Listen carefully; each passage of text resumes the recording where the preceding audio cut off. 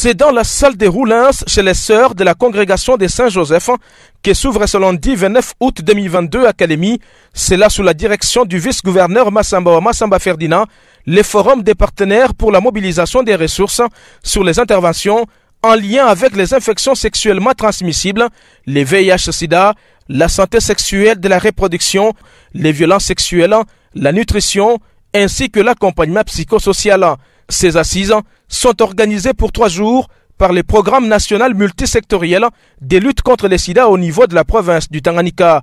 Tous les acteurs impliqués dans la lutte contre cette pandémie, notamment les partenaires techniques et financiers, les représentants des organisations communautaires, ainsi que les membres du gouvernement provincial, y prennent part.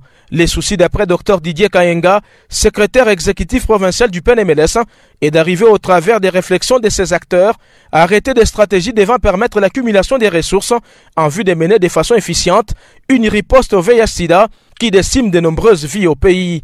La riposte VIH dans notre province demande de moyens.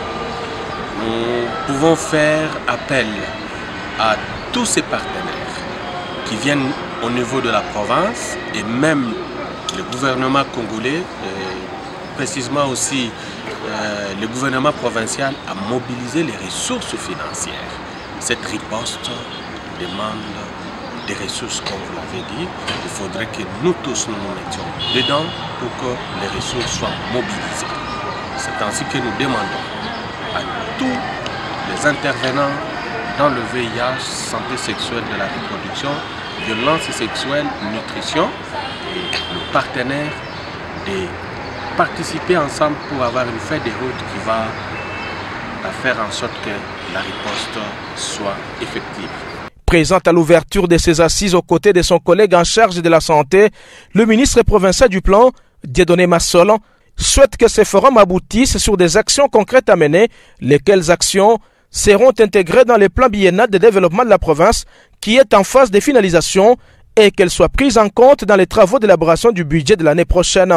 Ces forums auxquels nous participons tous visent à mobiliser des ressources afin d'améliorer la riposte au VIH auprès des adolescents et des jeunes. Et c'est à ce titre que le ministère provincial du plan, qui coordonne principalement toutes les actions en matière de planification en province, est impliqué au plus haut point dans cette activité. Et à ce titre, je pense qu'il est souhaitable que les assises organisées dans le cadre de cette activité puissent aboutir à des résultats tels que ça a été planifié. Et c'est d'ailleurs mieux parce que nous sommes en train de finaliser le plan biennal de développement de la province et d'ici quelques jours, nous allons commencer les travaux budgétaires. Et je pense que les activités par rapport à tout ce qui va ressortir de cet atelier seront reversées à la commission budgétaire pour que nous puissions non seulement les planifier, mais aussi les mettre dans le budget de la province pour l'exercice 2023. Conscient du désastre que cause cette pandémie dans les milieux des jeunes, le vice-gouverneur Massamba Ferdinand s'est, dans son mot d'ouverture, proposé que soient alignées sur les priorités du gouvernement provincial les actions de lutte contre les VIH-Sida.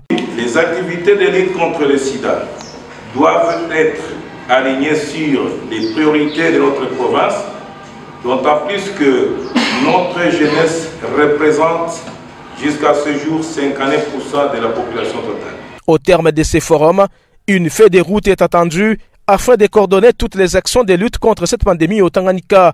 Ceci pour arriver à rallier l'objectif 95-95-95 de l'ONU-SIDA qui veut que d'ici à l'horizon 2030, 95% des personnes au monde connaissent leur statut sérologique, 95% des personnes vivant avec le VIH-Sida aient accès au traitement antirétroviral et 95% d'entre celles-ci aient enfin une charge virale indétectable.